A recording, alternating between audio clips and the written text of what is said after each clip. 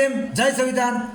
હું દાનાભાઈ રાઠોડ મનસુખભાઈ ઉપર જે ફરિયાદ કરવામાં આવી છે એ એકદમ ફોલ્ટ છે, એ લેડીઝ પણ ફોલ્ટ છે।